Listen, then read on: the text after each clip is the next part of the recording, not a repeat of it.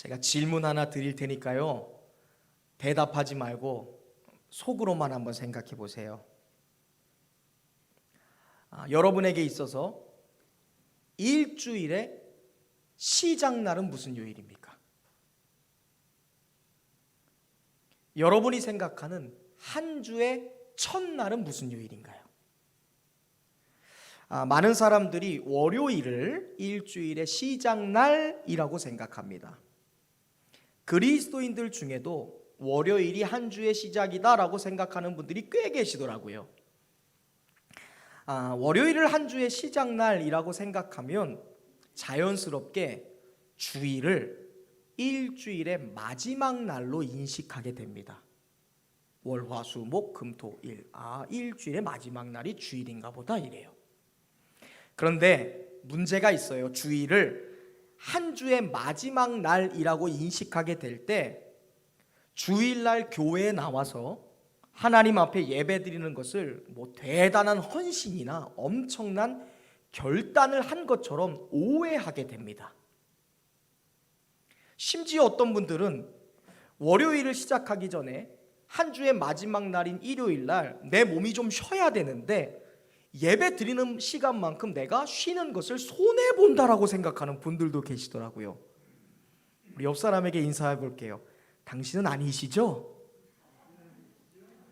왜 대답이 없으세요? 한 번 더. 당신은 아니시죠? 죄송해요. 토요일 날도 일하시는 분들, 또 토요일 날 시간을 투자하고 또 쪼개서 성전에 나와서 주일 예배를 위해 성전을 닦고 헌신하신 분들에게 조금 미안한 말인데, 사실 대부분의 사람들은 이 토요일이라는 시간을 온전히 자기를 위한 시간으로 보냅니다. 쇼핑해요. 외식하지요. 카페도 가고요. 문화생활도 합니다. 여행도 가요. 그렇죠? 코로나도 막지 못하는 게 토요일이에요. 그래서 약속이든 경조사든 가족 모임이든 일주일간 못했던 밀린 일들을 토요일 하루 동안에 해결합니다. 보통 사람들이 그래요. 그러다 보니까 얼마나 이 토요일을 열정적으로 보내는지 어쩌면 월, 화, 수, 목, 금 요일을 합친 것보다 더 많은 시간과 더 많은 에너지를 토요일에 쏟아부어요. 밤 12시가 지날 때까지, 아니 그 넘어서까지도 토요일을 꽉꽉 채워 보냅니다. 보통 사람들이 그래요. 그러다 보니까 결국 일어나는 일이 뭡니까? 주일날 아침에 컨디션이 정상일 수가 없어요. 토요일날 에너지를 다 쏟아부으니까요. 더 지치고 더 피곤해진 몸과 마음으로 주일날 아침을 맞이해요. 아마 대부분의 사람들은 이 주일날 7시, 8시, 9시에 일어나는 게 일반 보통 날보다 몇 배는 어려울 거예요. 그러시죠, 여러분? 눈치가 빨라 내라고 안 하시는 거 보니까. 왜 그럴까 생각해 봤습니다. 주일날 일어나는 게 왜 이렇게 어려울까? 우리 말고 세상 사람들이요. 아직 일주일의 마지막 날인 일요일이 남았으니까 일요일날 쉬면 돼 하고서 남은 모든 에너지를 몽땅 토요일에 쏟아부었기 때문에 그래요. 그러니까 일요일 아침에 탈진하는 거예요. 몸이 힘든 거예요. 피곤한 거예요. 그렇게 몸이 지칠 대로 마음이 지칠 대로 탈진한 상태로 주일을 맞이합니다. 그러니 이 사람은 주일날 당연히 예민할 수밖에 없어요. 피곤하니까요. 시간에 예민해요. 먹는 일에 예민합니다. 약속에 예민합니다. 과연 이 사람에게 예배에 감동이라는 것이 있을까? 과연 이 사람이 예배에 성공할 수 있을까? 자리에는 앉아 있는데 기대감이 없어요. 너무 피곤하니까. 예배가 조금만 길어져도, 목사님의 설교가 조금만 길어져도 막 한숨부터 나와요. 여러분은 아닐 줄로 믿습니다. 앞에서 찬양팀이 양보라 집사가 아기를 이렇게 임신했는데도 막 목이 터져라 막 은혜롭게 찬양을 인도해요. 강단에서는 아무리 은혜로운 말씀이 막 쏟아져도 몸이 피곤하니까 하품만 나와요. 그 사람에게 주일은 더 이상 영적인 축제 날이 되지 못합니다. 너무 지쳐 있거든요. 피곤하거든요. 월요일을 시작하기에 앞서서 쉬어야 되는 날일 뿐이고요. 월요일을 준비하는 마지막 날이기 때문에 그래요. 예배는 그저 그 사이에 낑겨 있는 일상의 관례가 되어버렸습니다. 물론 여러분 주일은 쉬어야 돼요. 여러분 주일날 온전히 안식하시길 바랍니다. 그래서 안식일이잖아요. 우리의 몸과 영혼이 주일날 세상의 시간표와 세상의 프로그램으로부터 완전히 독립해서 우리는 온전한 쉼과 온전한 안식을 주일날 얻어야 돼요. 하지만 주일은요, 막연한 휴식 날이 되어서는 안 돼요, 여러분. 이 성도의 쉼이라는 것, 성도가 가지는 휴식이라는 것은 상쾌한 몸과 마음, 그리고 최상의 컨디션으로 하나님 앞에 드리는 예배를 성공한 뒤에, 그러니까 주님이 주시는 영적인 영혼의 안식을 누리고 하나님이 나를 향한 비전에 담긴 메시지를 분명히 들은 후에 그 다음으로 나의 휴식을 취하는 날이 돼야 돼요. 주일은요, 예배와 휴식이 순서가 뒤바뀌면 안 돼요. 영혼의 안식, 말씀의 안식, 나의 영혼의 자유를 누리고 해방을 누린 뒤에 여러분의 휴식을 주장해야 돼요. 이게 뒤바뀌면요, 예배는 감동이 없어요. 타성에 젖은, 습관에 젖은 종교의식이 되는 거예요. 여러분이 예배, 그 다음 휴식, 이 순서가 뒤바뀌지 않는 지혜로운 성도들 되시기를 주님의 이름으로 축원합니다. 반면에 일주일의 시작을 주일이라고 믿는 사람들이 있고 그렇게 여기는 분들이 있어요. 이 사람에게는 일주일의 마지막 날이 토요일입니다. 이 사람은 토요일이라는 시간을요, 일주일의 시작을 준비하는 예비 날로 사용합니다. 이 사람의 토요일은 새로운 한 주를 맞이하기 위한 준비의 연속들이에요. 그래서 뭐든 적당히 할 줄 알아요. 노는 것도 적당히, 보는 것도 적당히, 만나는 일도 시간도 적당히, 그리고 먹는 것도 적당히, 가는 것도 어느 정도까지만 갈 줄 알아요. 왜? 새로운 한 주를 최상의 컨디션으로 시작해야 되니까. 그래서 이 사람은 토요일 날 잠도 일찍 자요. 왜냐하면 한 주의 시작 날인 주일 날 가장 좋은 최상의 컨디션으로 새 날, 새 아침, 새로운 한 주를 맞이해야 되니까요. 이 사람은 주일날 아침 모습이 달라요. 새 옷을 입어서 그런 게 아니라, 비싸고 좋은 옷을 입었기 때문이 아니라 에너지가 있어요. 활력이 있어요. 상쾌합니다. 그리고 컨디션이 좋아요. 찬양하는 모습부터 달라요. 그리고 무엇보다 아멘 소리가 다른 줄로 믿습니다. 왜냐하면 토요일을 마지막 날로 여기면서 끊을 건 끊었고요, 절제한 것을 절제했고요, 적당히 보냈기 때문에 그래요. 토요일을 한 주의 시작 날인 주일을 준비하는 시간으로서 보냈기 때문에 주일날 컨디션이 좋아요. 생각해 보세요. 주일날 배탈 나면 직장 가서 얼마나 힘들어요. 그러니까 주일날 먹는 거 조심하잖아요. 똑같잖아요, 그렇죠? 토요일을 마지막 날이라고 여기면 한 주의 시작 날, 그 시작을 준비하는 예비일로 토요일을 대충 보낼 수 없는 것이죠. 그 사람은 주일날 아침에 피곤하지 않아요. 준비된 은혜를 마음껏 누리고요, 하나님이 하늘에서 보내주시는 폭포수와 같은 은총을 내 마음속에 가득가득 채워서 갑니다. 여러분은 어떠신가요? 주일을 한 주의 마지막 날이라고 여기며 사세요? 아니면 주일을 한 주의 시작 날로 여기면서 사시나요?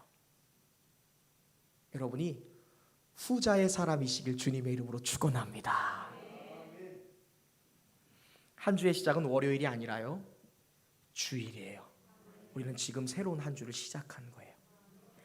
지금 이 시간, 한 주의 시작인 이 시간, 이 자리가 일주일 168시간이라는 시간 중에 가장 좋은 컨디션으로 이 자리에 앉아 있으셔야 돼요.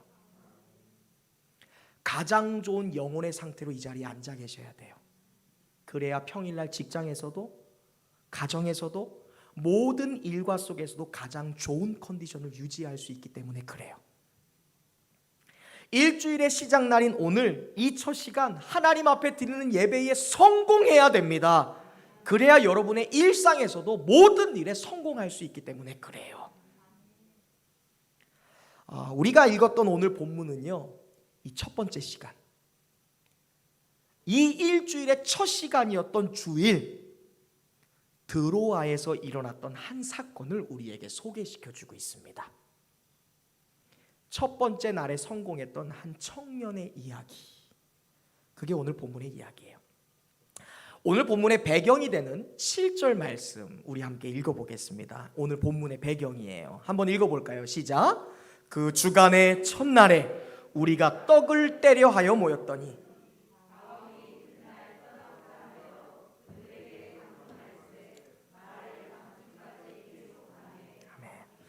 자, 여기 보니까 그 주간의 첫날이라고 되어 있죠. 옛날 성경에 보니까 안식 후 첫날에라고 되어 있어요. 자, 유대 사회에서 안식일은 토요일입니다, 여러분. 그러니까 안식 후 첫날이라는 것은 토요일이 지난 그 다음 날, 무슨 요일? 일요일, 주일을 말하는 거예요. 그러니까 여기 그 주간의 첫날이라는 것은 우리 신앙인의 일주일의 달력을 말하는 거예요. 세상 사람들은 월요일이 시작이라고 하지만 우리 믿음의 사람들은 무슨 요일이 시작? 주일, 일요일이 시작. 그래서 요 그 주간의 첫날이라는 것은 주일을 말하는 거예요. 예수님이 부활하신 후에 사도시대 때부터 교회는 토요일을 안식일로 지키는 게 아니라 우리를 위해서 십자가에서 죽으시고 부활하신 예수님의 부활을 의미하는, 부활을 상징하는 날 일요일을 주일, 성일로 구별하여 지켰어요. 지금도 우리가 예수님이 우리를 위해 부활하신 일요일을 주일, 성일, 안식일로 구별하여 지킨 거예요. 그러니까 여기 보면 그 주간의 첫날에 우리가 떡을 떼려 하였다, 모였다라는 말은 당시에 이 교회, 초대교회의 정서상 이 문구를 보면 주일날 아침 떡, 그러니까 성만찬하기 위해 모였다는 거예요. 이 말은 예배하기 위해 모였거늘 이 말이에요. 저와 여러분처럼 한 주의 시작인 주일 첫날 하나님 앞에 예배하기 위해 지금 사람들이 모였던 거예요. 이것을 기록하는 사람은 예수님의 제자였던 누가입니다. 누가가 우리가 드로아에서 주일날 아침에 하나님 앞에 예배하기 위해 모였습니다, 이렇게 기록하고 있는 거예요. 그 자리에서 바울의 설교가 시작되었습니다. 그런데 6절에 보니까 2절 앞절에 일주일간 드로아에서 머물던 바울이 이제 이날 다음, 그러니까 월요일날 이제 드로아를 떠난다고 하니까 언제 볼 수 있을까 해서 드로아의 성도들이 구름대처럼 모였어요, 여러분. 얼마나 많은 사람들이 모였나? 8절에 보면 윗다락까지 가득 차게 모였다라고 되어 있어요. 이 많은 사람들 중에 오늘 본문의 주인공인 유두고라는 청년이 있습니다. 그런데 이 청년이 바울의 설교를 듣다가 창에 걸터 앉아서 듣다가 밤 늦게까지 바울의 설교가 계속해서 길어지니까 그만 깊은 잠에 빠져서 3층에 앉아 있다가 떨어져서 죽게 됩니다, 여러분. 아마 여러분 중에는 이 내용을 이미 잘 알고 계시는 분이 계실 거예요. 저도 어린 시절에 목사님들이나 전도사님들 통해 이 설교 들었어요. 유두고 설교 시간에 졸다가 죽으네, 이렇게 얘기를 들었습니다. 그때 제가 들었던 설교의 내용은 이런 거예요. 유두고처럼 졸지 마. 하나님 앞에 예배 드리는데 어디 졸아. 졸다가 죽어. 예배 정신 차리고 드려. 이런 설교가 대부분이었어요. 왜 그랬을까라는 생각을 해봤습니다. 그것은 그냥 예배 시간에 졸다가 죽었다라는 표면적인 그런 내용만 가지고 설교를 전한 거예요. 유두고를 설교 시간에 졸다가 큰 코 다친 사람이라고 많은 목사님들이 지금까지 설교했어요. 저도 그렇게 들었고요. 하지만 우리는 표면적 모습, 겉모습만 보고 유두고를 함부로 정죄하거나 판단하면 안 돼요. 아유, 예배 드리다가 졸다가 죽은, 아유, 믿음도 없는 사람. 뭘 했길래 교회 와갖고 졸고 있어. 그러니까 죽지. 함부로 정죄하거나 함부로 심판해서는 안 돼요. 무엇보다 우리는 오늘 성경이 절대로 유두고를 책망하지 않고 있다는 것을 분명히 기억해야 돼요. 유두고가 책망받아 마땅했으면 분명히 얘기했을 거예요. 그런데 성경은 절대로 유두고에 대해서 심판하지도 않고 정죄하지도 않고 책망하지도 않습니다. 그러므로 유두고가 졸았다고 함부로 그를 정죄하거나 판단해서는 안 돼요. 왜냐하면 여러분, 적어도 이 유두고라는 청년은요, 적어도 은혜의 자리, 예배의 자리를 지켰던 청년이기 때문에 그래요. 그게 유두고를 함부로 판단할 수 없는 이유입니다. 그가 어디를 지켜요? 은혜의 자리를 지키고 있는 거예요. 그를 함부로 뭐라고 할 수 없는 건 그가 어디에 있어요? 예배의 자리에 있는 거예요. 지금 주일날 아침에 바울 사도가 사람들을 모아놓고 무엇을 이야기하고 무엇을 설교했을까? 아마 제가 바울이었으면, 그 당시에 바울이었으면 가장 먼저는 예수님이 하나님의 아들이시다라는 걸 강론했을 거예요. 이어서 예수님의 죽음, 예수님의 십자가 사건, 예수님의 부활의 메시지를 전했을 것입니다. 그리고 이어서 예수님이 승천하셨으며 예수님의 승천 다음에 우리에게 임한 성령의 강림 사건을 얘기했을 거예요. 그리고 장차 임할 예수님의 재림 사건, 그리고 하나님 나라의 완성에 대한 메시지를 전했을 거예요. 밤새도록 철야를 하면서. 그 생각을 해보세요, 여러분. 수많은 사람들이 다락방까지 꽉꽉 차서 모였어요. 밤새도록 말씀을 전해도 떠난 사람이 없대요. 그만큼 그 자리는 은혜의 자리였을 거예요.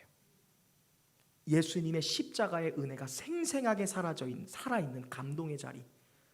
다메섹 도상에서 예수님을 인격적으로 만났던 바울의 간증이 생생하게 살아있는 자리예요.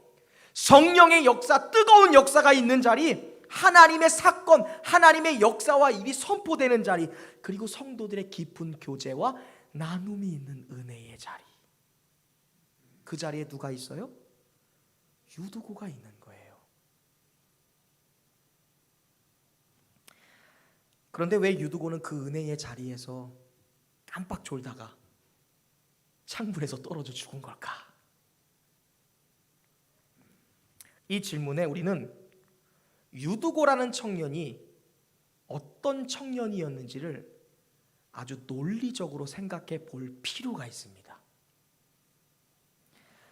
당시 이 로마의 헬라 문화권 아래, 그러니까 로마의 식민 지배 아래 있던 헬라 문화권 아래 있었던 이 유대인들이나 교회의 교인들은 대부분, 학자들에 의하면 80% 이상이 노예였습니다. 자기 직업이 없어요. 왜냐하면 로마의 식민지니까요.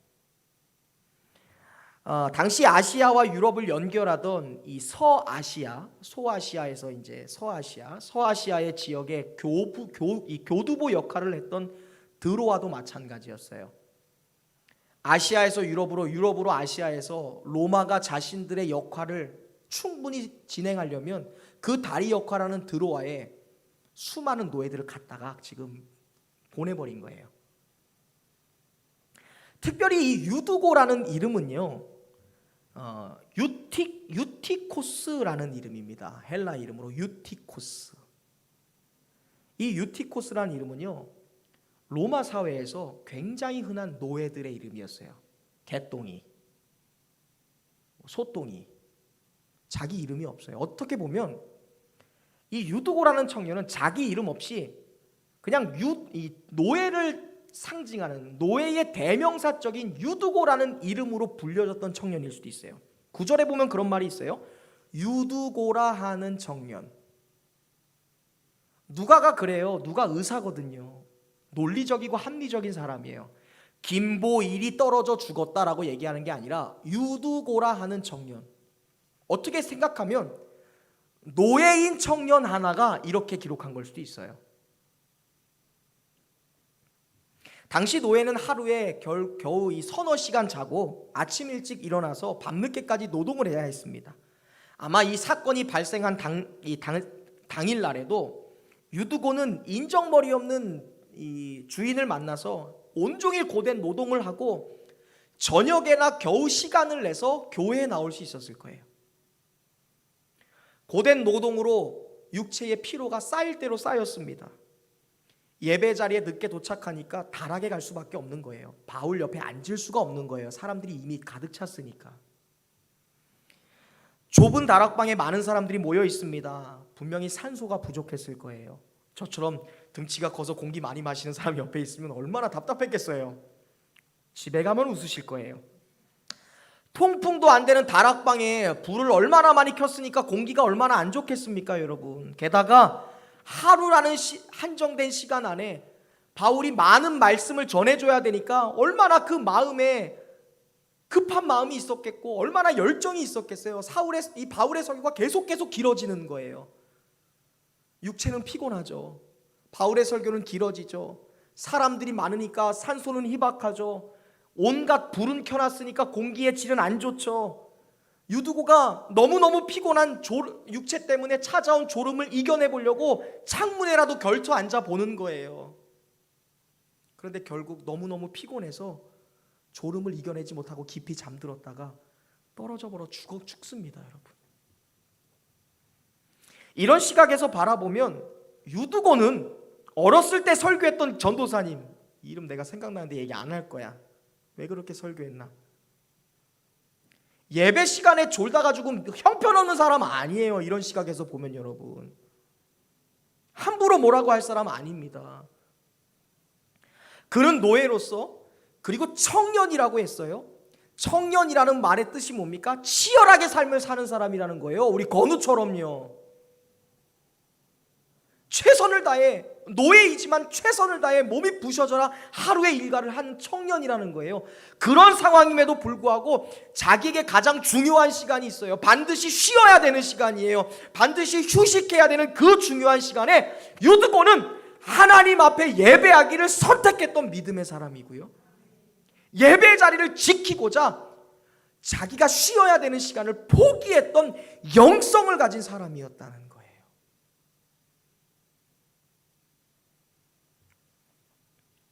누구도 유두고를 쉽게 정죄해서는 안 돼요. 그는 예배의 자리를 지키고 은혜의 자리를 함께 그 자리에 있었던 사람이기 때문에요. 오히려 유두고는 내가 조는 한이 있더라도, 쓰러져 죽는 한이 있더라도 예배 자리를 반드시 지키고자 했던 예배의 영성가였어요, 여러분. 유두고는 분명히 은혜의 자리에 있었다고 말합니다. 피곤하지만 힘들지만 그 자리가 내가 있어야 될 마땅한 자리라고 여겼기 때문에 그래요. 하나님은 노예로서 피곤하게 일하고 종일 일하고 육체의 휴식을 가져야 될 그 시간에도 하나님을 예배하는 예배자로서 그 자리를 지켰던 유두고를 기쁘게 보셨고 기특하게 보셨어요. 기뻐하셨어요. 그래서 유두고에게 은혜를 주십니다. 그 은혜가 무슨 은혜일까? 두 가지가 있는데요. 첫 번째는 이거였어요. 같이 읽어볼까요? 시작.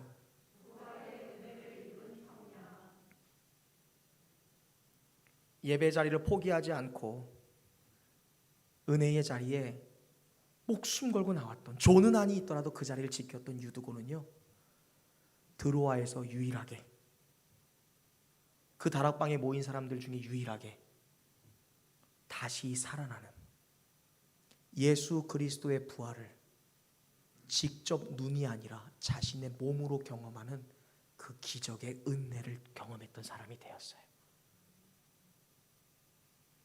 설교 도중에 유두고가 3층에서 떨어져 죽습니다. 생각해 보세요. 어떤 일이 일어날까요? 난장판이 됐을걸요. 바울의 설교가 즉시 멈춰집니다. 엄청난 소란이 일어났어요. 왜? 사람이 죽었으니까. 사도행전을 기록한 사람은 누가예요. 누가의 직업은 의사입니다. 누가가 죽은 것을 확인했어요. 9절, 일으켜 보니, 마지막 절에 뭐라 그래요? 죽었는지라. 누가가 자기가 일으켜 봤어요. 대봤다는 거예요. 해봤다는 거예요. 어때요? 죽었어요. 육체의 숨이 끊어졌다고요. 3층에서 떨어져서 완전히 죽었다고요. 누가가 확인한 거예요. 걔는 죽었다. 그때 바울이 곧장 일어나서 아래로 뛰어가서 죽은 유두고 위에 자신의 몸을 덮습니다. 그리고 그를 껴안았다고 얘기해요. 이 말은요, 유두고를 껴안고 기도하기 시작했다는 거예요. 그리고 바울이 외칩니다. 조용히 해! 소란 피우지 마. 그에게 생명이 있다. 기도한 후에 얘기하는 거예요. 하나님은 이 사람을 반드시 살리신다. 유두고 너는 부활할 것이다. 선포했다는 거예요, 여러분. 그 결과 바울의 기도로 분명히 죽었던 의사였던 누가가 사명 선고를 내렸던 그 유두고가 다시 살아나게 된 줄로 믿으시기를 바랍니다. 부활한 거예요. 여러분, 이것이 무엇을 의미할까요? 적어도 유두고에게 있어서는 그가 피곤해요. 휴식을 취해야 돼요. 그가 자신에게 있는 시간을 보장받아야 됩니다. 그런데 그가 예배의 자리, 은혜의 자리를 지키고 있었을 때 그는 부활하신 예수님을 따라, 부활의 첫 열매가 되신 예수님을 따라 장차 성도들이 얻게 될 부활, 그리고 영원한 생명을 얻게 되는 그 첫 번째 기적의 주인공으로서 수많은 사람들 앞에 부활의 표징이 되는 은혜를 입었다는 거예요. 세상의 사람들이 암병에서 나요. 근데 그게 나랑 뭔 상관이에요? 그게 내 간증이 된다라는 걸, 내게 있는 역사라는 것을 수많은 사람 앞에서 증거했다는 거예요. 수많은 사람들이 사업의 위기에서 뒤집어집니다. 깨어짐의 위기에서 회복되는 거예요. 희망 없던 사람이 주님이 주시는 비전으로 새로워지는 걸 경험해요. 근데 남의 이야기가 무슨 소용이에요? 유두고는 이것을 자기의 경험으로, 자기의 간증으로 경험하는 놀라운 축복을 받은 거예요. 그리스도 부활의 첫 열매가 되신 예수님을 따라 드로아에서 처음으로 부활한 기적의 주인공이 됐다는 거예요. 그 은혜를 입은 거예요. 하나님께서 친히 유두고에게 은혜를 베푸셔서 수많은 사람들 중에서, 드로아의 많은 성도들 중에서 예수 믿는 사람은 죽어도 다시 살게 될 것이야 라는 그리스도 안에 있는 부활을 누구에게? 유두고에게 유일하게 선물해 주신 거예요. 두 번째, 하나님은 유두고를 기쁘게 여기셔서 은혜를 주십니다. 무슨 은혜일까요? 함께 읽습니다. 시작. 아멘. 12절에 보면 사람들이 살아난 아이, 이 청년을 데리고 옵니다. 그리고 적지 않게 뭐를 받았다고 해요? 12절에? 12절 한번 읽어보시죠. 12절 함께 읽습니다. 시작.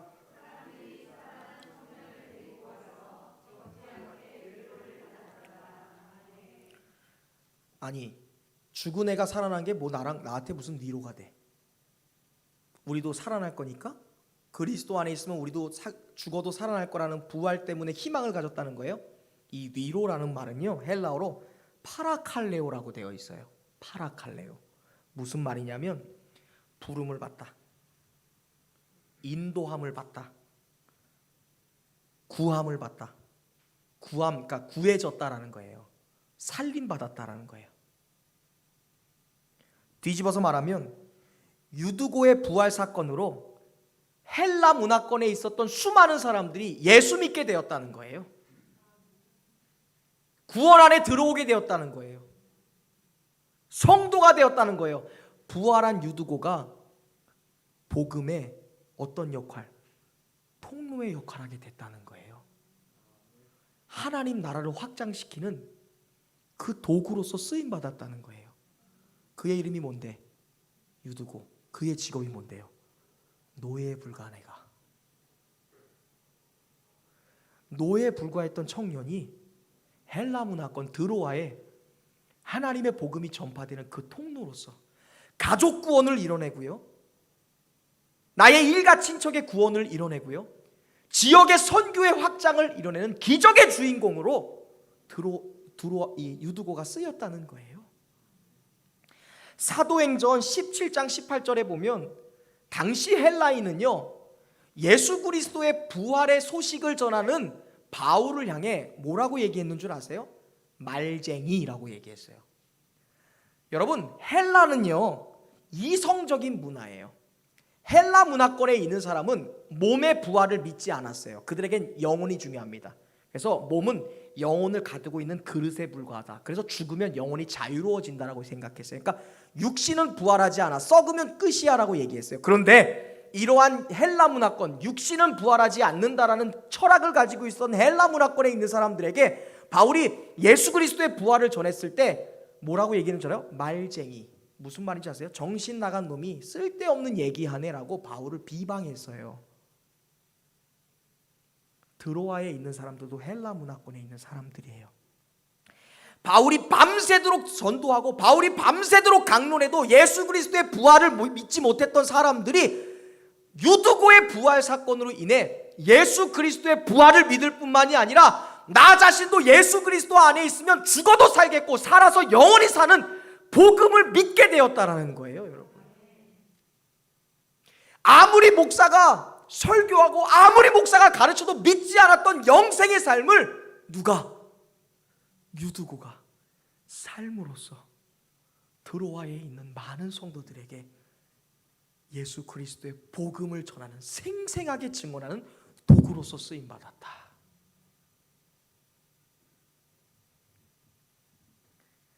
유두고가 죽었다가 살아난 일이 드로아의 복음 전파, 드로아의 영혼 전도의 깃발이 되었다는 거예요.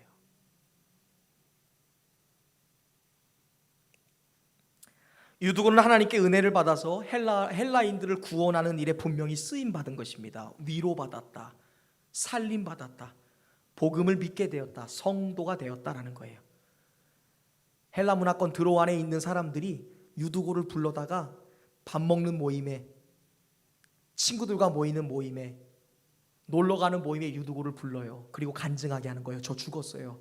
의사가 얘기했거든요. 죽었다고. 사망 선고 내렸어요. 그런데 기도해서 살아났어요. 하나님이 저를 부활시켜 주셨어요. 이걸 보고 사람들이 믿었다는 거예요. 왜? 내가 눈으로 봤으니까.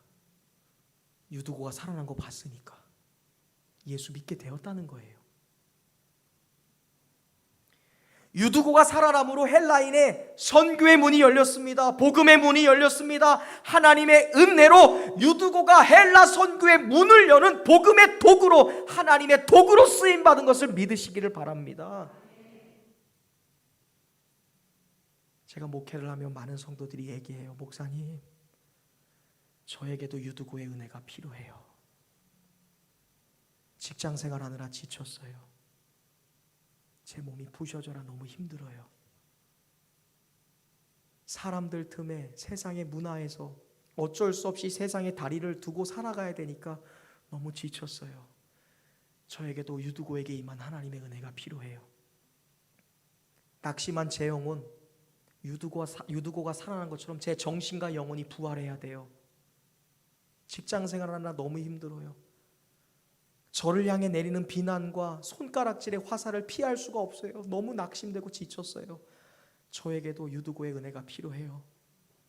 내 가족들, 내 아내, 내 남편, 내 자녀들, 예수 없이 멸망의 길로 죽어가는 영혼들을 구원해야 돼요.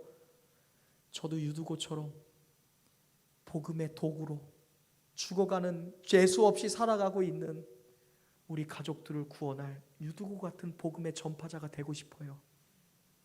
얼마나 많은 분들이 얘기하는지 몰라요. 그런데 여러분에게 묻고 싶어요. 여러분에게 유두고의 은혜가 필요하다면, 유두고의 사명이 여러분에게 있어야 된다면 여러분은 과연 어디에 계시나요? 은혜의 자리를 지키고 계십니까? 예배의 자리를 지키고 계시나요?